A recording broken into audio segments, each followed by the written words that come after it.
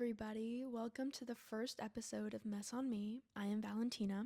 I am so excited to be starting this, and I have no idea how this episode's going to go, but I told myself, click record, and we will see because I've been sitting here for 20 minutes being so anxious about it.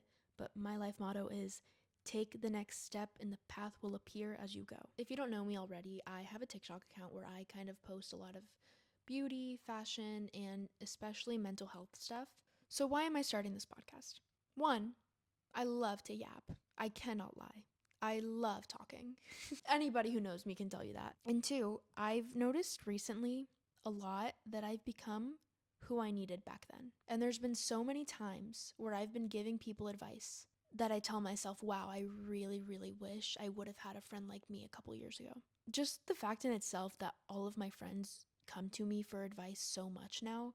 I even make jokes like I should start charging by the hour.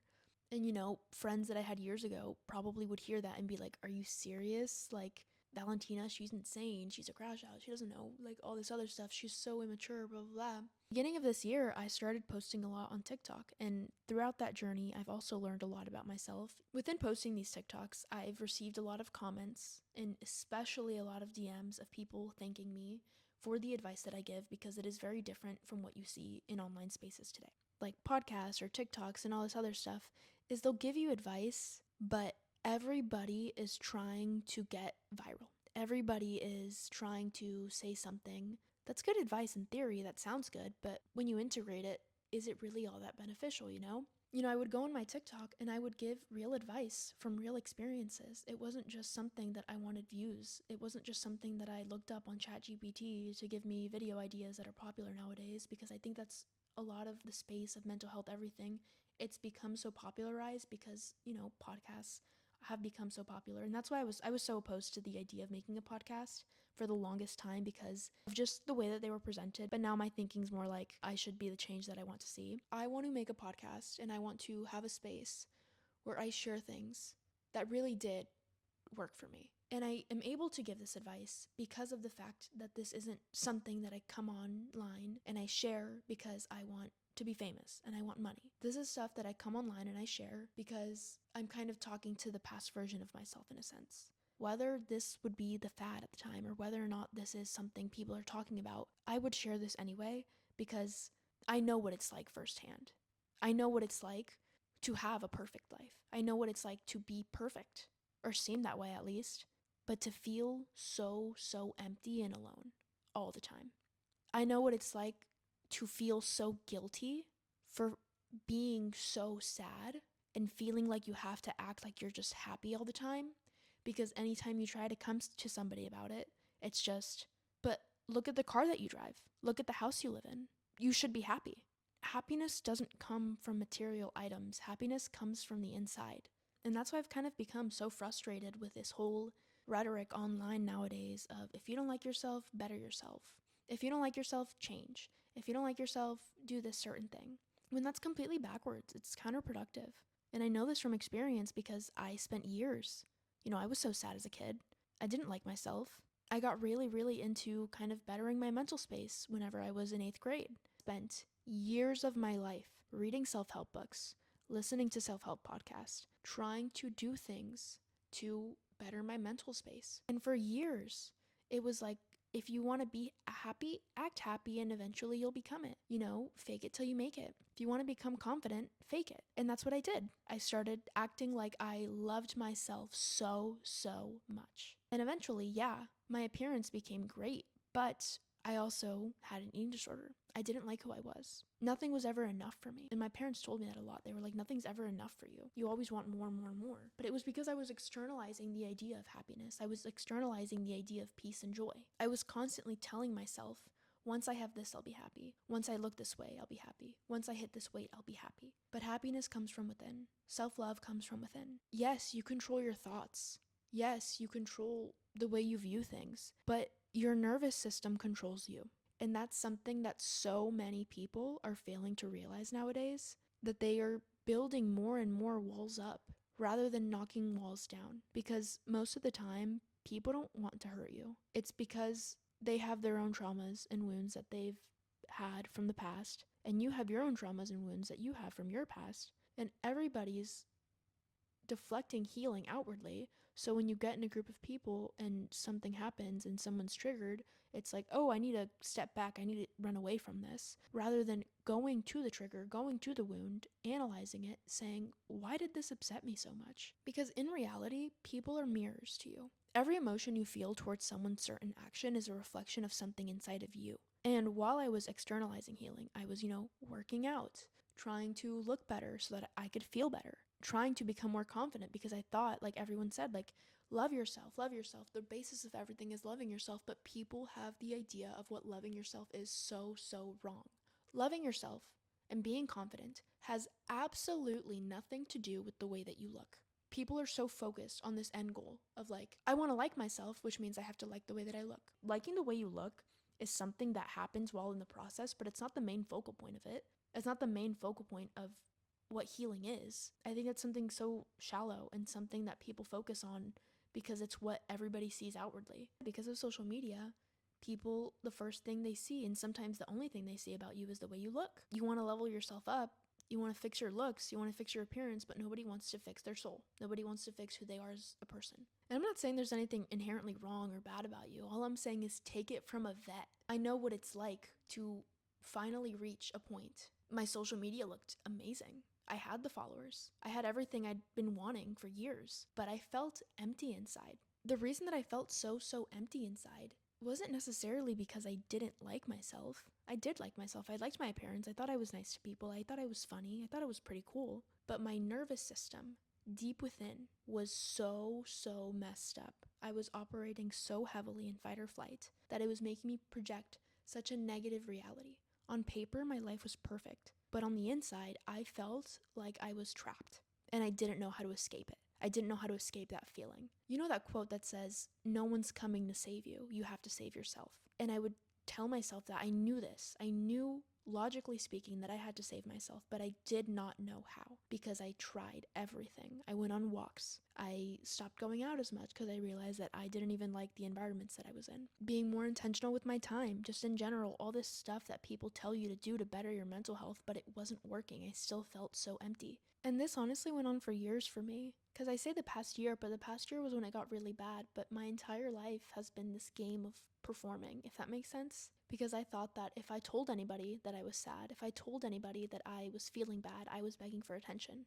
That is what happened the first time I ever tried to go to anybody about the fact that I was feeling really anxious. My nervous system first got put into fight or flight when I was around 11 years old, just from a situation that happened when I was younger, and it's only progressively gotten worse. And I always used to make the joke of like, every 6 months I'll have a life-altering experience that changes my perception of life, or like something traumatic, something like that. But the past year, it was nonstop. Every other week, if I'm being honest, sometimes like 2 in one day, I would just have bad thing happen after bad thing happen after bad thing happened. Your reality is a projection of your internal state. I spent so many years performing happiness, performing confidence, but on the inside I felt so alone. And I kept asking myself, why do these negative things keep happening to me? Why do I ruin every good thing? And this idea of fake it till you make it, right? I did fake it. And eventually I got exactly where I wanted to be. I had everything that I'd been wishing for. I had great friends. I had a great boyfriend. I was transferring to a school that I'd been wishing about going to.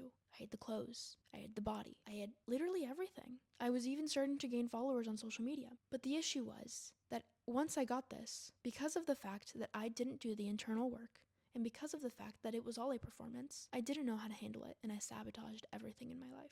I pushed people away. I projected a negative reality, and I began searching for the negatives within everything. And I spent so many years with this feeling deep-rooted of, I can't go to people about my anxiety. I can't go to people about my depression. They're going to think that I'm begging for attention. Why are you sad? You have no right to be sad. I thought that's what people would tell me. So I spent so much time with this idea in my head that I was so alone, that nobody was there for me, that I had no one. And eventually, that reality became true. So one by one, everything that I had that I put on this performance for, because of the fact that it wasn't real, it all went away. Because I didn't deep-rootedly believe I was worthy of it. And I didn't realize I was sabotaging myself at the time. But after a lot of self-reflection, I realized what I was doing. And I think that really just goes to show how powerful your thoughts are. Because I never spoke this into reality. I never spoke that I felt this way. I never told anybody that I felt this way. Eventually, it got to a point where it was so bad, where it was so isolating, that I had to tell someone.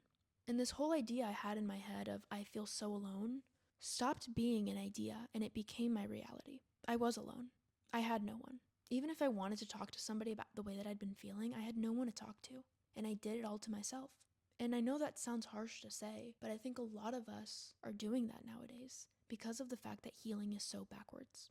We're teaching people nowadays, especially with the whole online scene, like I mentioned I was frustrated with before, if you're sad, just stop. If you're sad, stop being weak, control your emotions, you control your thoughts. Like, why would you be sad when you can just not? But it's not that easy. You can't just stop being sad because eventually the mask is going to crack. Eventually, it's going to come through. What we need to be teaching people is if you're sad, feel it. If you're sad, why? What's the deeper belief you have within yourself as to why you feel so sad? And that's what real self-reflection is. Self-reflection isn't, oh, I messed up this certain thing, I won't do that again. Self-reflection is go deep within yourself, go deep within your nervous system, go deep within your subconscious. Why is it that you feel the way that you do? Because I can guarantee you a certain emotion, a certain trigger, 99% of the time, the emotions that you feel are not because of what you think they are. The emotions that you feel might be because of something you experienced in childhood. And I think that's why people who are neurodivergent tend to have more negative headspaces, is because they have really, really good pattern recognition skills. So even if they're not consciously aware of the fact that this person reacted this certain way when I was 5, now every time that same situation happens, because this person reacted negatively, I'm going to react the same way, whether or not the person in front of me is reacting the way that the person from my past did. Because you don't work through that stuff. Because you haven't worked through that trauma and you haven't realized it. You haven't brought it to light. You haven't become conscious of the fact that this is how you're operating. It's not about becoming anything. It's about stripping every layer of yourself to realize why you are the way you are. Because nobody's born hating themselves. Nobody is born not liking themselves. If you want to become rich and you want to have this certain car and this certain lifestyle, I promise you, it's not that you want. It's the feeling that you think will come with it. Because when all that stuff in your life shows up and you're not ready for it, you begin to self-sabotage. And I didn't realize I was doing it at the time, but I was looking for every single negative component of something because I was so afraid. People are spreading this narrative of protect your peace, push people away who are hurting you, when in reality, they're the ones hurting themselves. It's like if you're in a group of people and then someone makes you upset because of something that they did. In that moment, it is not that person's fault for making you upset. It is your job to question yourself and say, why did I just get so upset? Because more often than not, this person isn't even trying to do anything to you. It's their own wounds and their own stuff that's making them act this way. And also, why are you taking their actions personally? Sometimes people are just flat out rude. People are just flat out mean. But sometimes I think we take such a defensive stance on a lot of things that have nothing to do with us. For example, in relationships, if somebody isn't texting you back immediately, you immediately get defensive and say, oh, if he wanted to, he would. But sometimes stuff isn't about you. It's like, yes, if that guy wanted to text you, he would, 100%. But at the same time, what if this person is a student who has finals coming up or has a huge project, and whenever they go on their phone, they're aware of the fact that for them, it's not just, oh, I'm going to pick up my phone and respond real quick. For them, it's like, I'm going to go on my phone, habitually scroll on TikTok, and then 3 hours go by and I never even studied. Sometimes people need to power off their phones. People need to completely get offline, and that has nothing to do with you. And even then, having the ability to miss somebody is a privilege because that means that you care about them.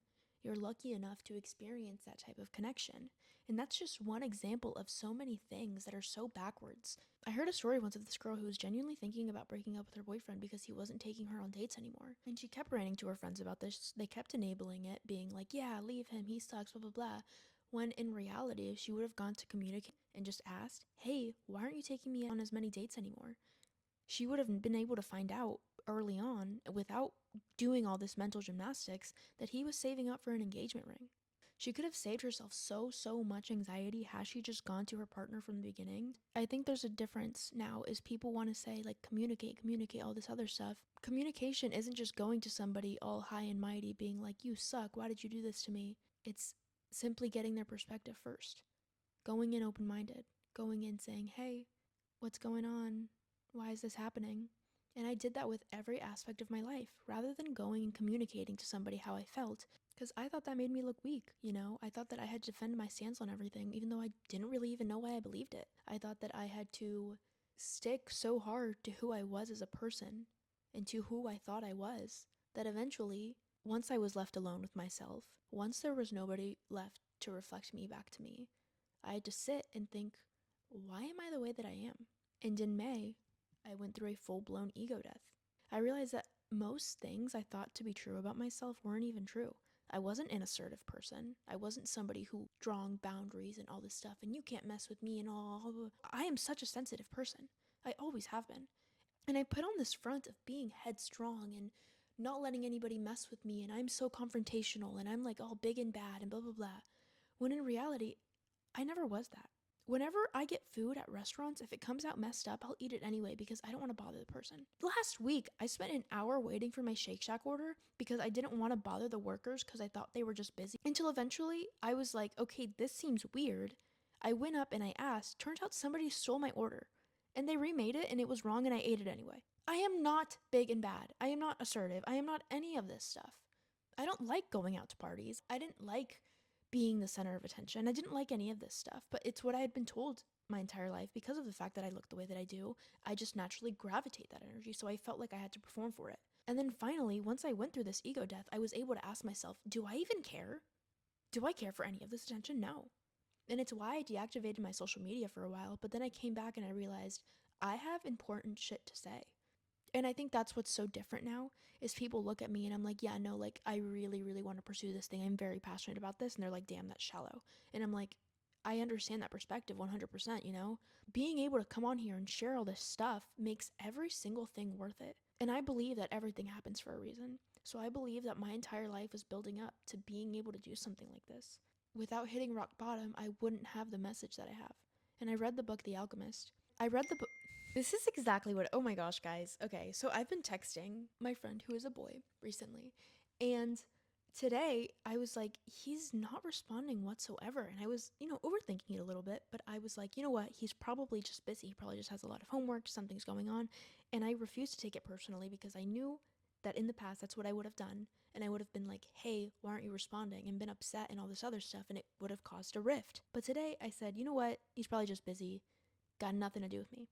And he just texted me and said, hey, I haven't been getting your notifications today. And made a joke like, can you fix it, please? Real life confirmation. It's never usually about you.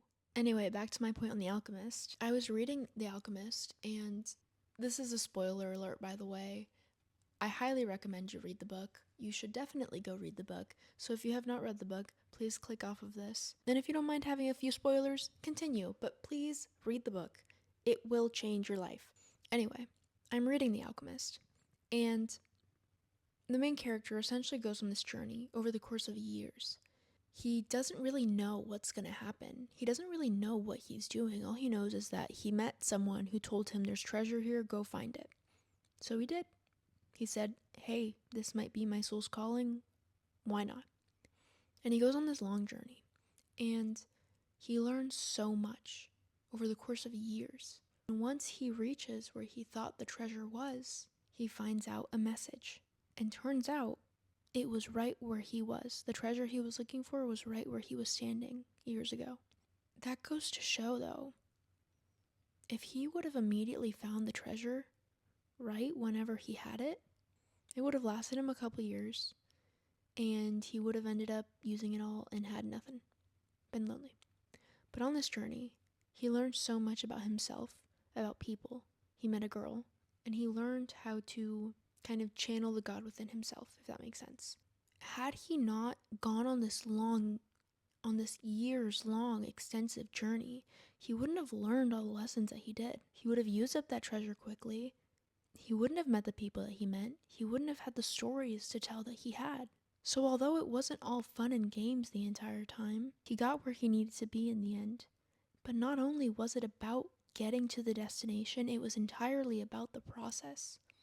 So had I been born and just not had mental health issues, had I been born and just been a normal, had not gone through anything in life, I would have lived a normal life.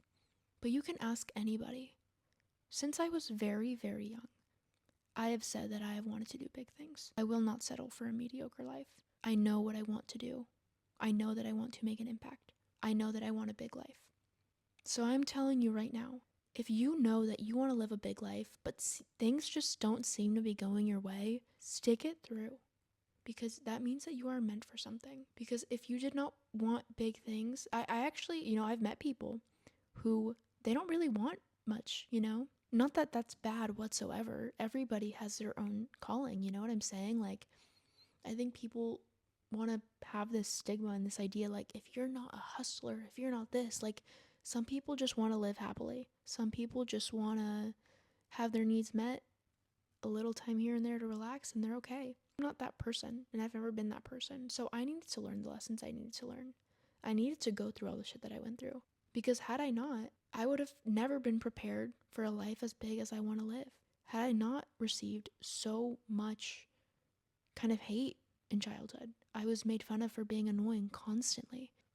And that's, the reason that I became so performatively assertive, I guess. Like, I built up such strong boundaries, such strong walls, because I needed to learn how to defend myself. Because whenever I was a kid, I was so passive. I would let people make fun of me and laugh along with them. I would never stand up for myself. It's like in middle school, I would let my friends make me the butt of every joke because I just wanted to have friends, and I was scared that if I spoke up about it, they wouldn't want to hang out with me anymore. I did not have any self-respect.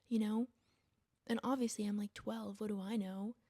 But had I not been born the way I was, gone through the things I had, become the person that I had been, I've kind of experienced all perspectives of life.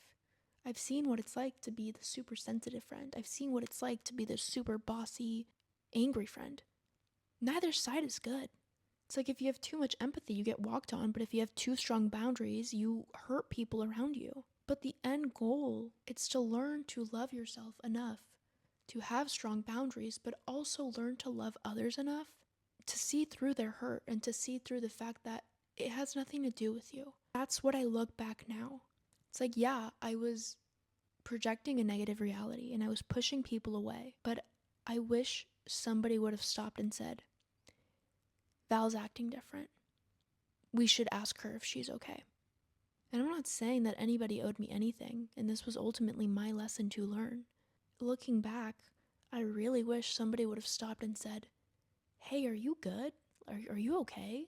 And I'm not saying that negative experiences in life gives you an excuse to be a bad person whatsoever, no.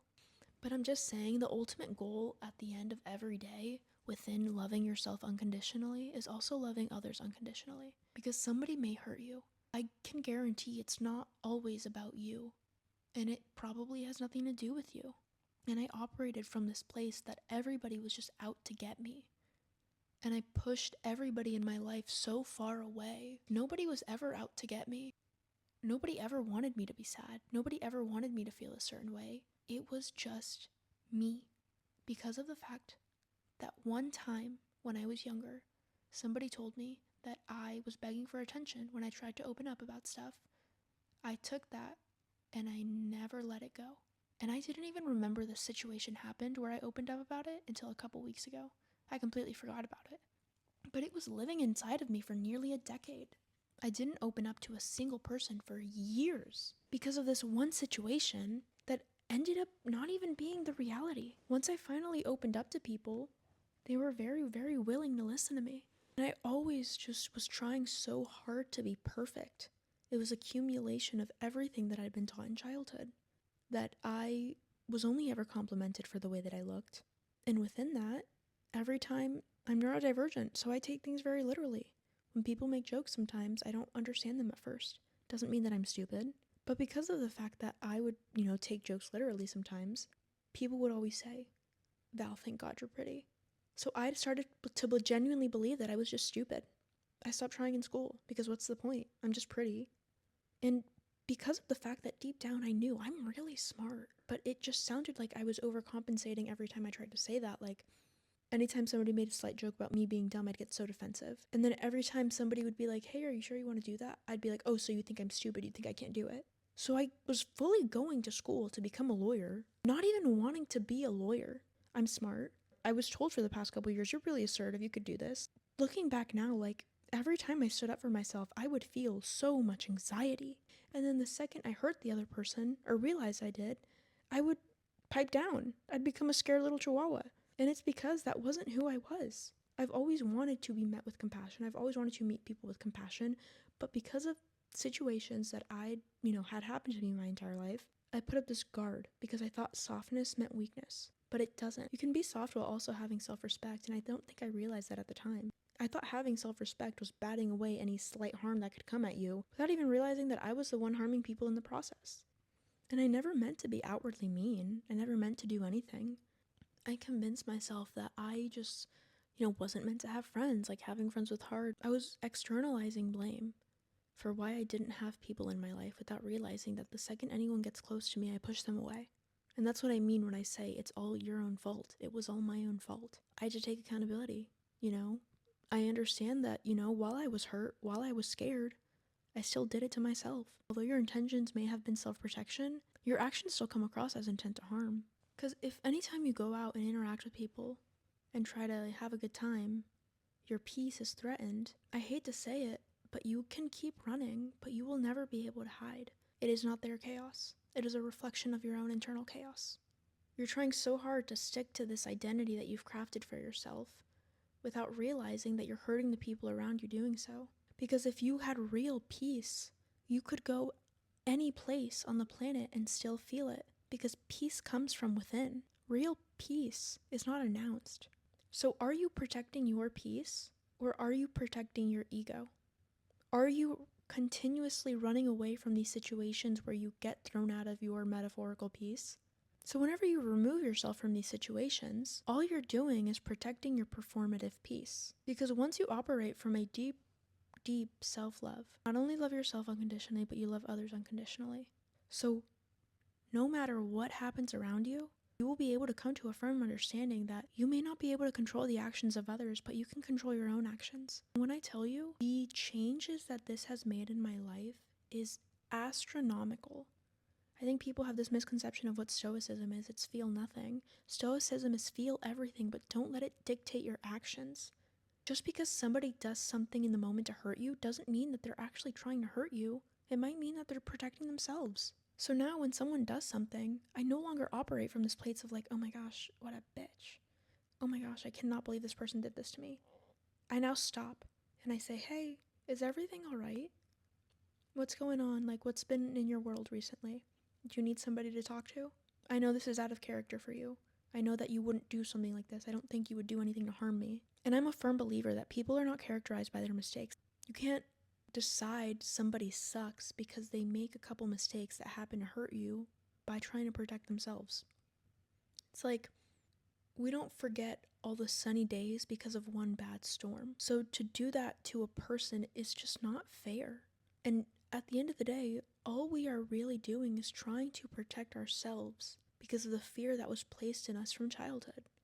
And once you recognize that and you start to look within and do real self-reflection, you stop operating from this negative projection. And life becomes so much better. Trust me. Take it from a vet. Nothing in my life has changed. I still have no friends. Or no close ones at least. But I have never been so happy in my life. And I am here to give all of the information and all of the advice that got me here on this podcast. So, y'all should totally listen to the next upcoming episodes. Thank you guys for listening. That is all for today. I'll be posting episodes every Saturday, so come on in, join the fun. I am so excited to be doing this, and I have been thinking and planning it for so long now, and I just cannot wait to see where this goes. Goodbye!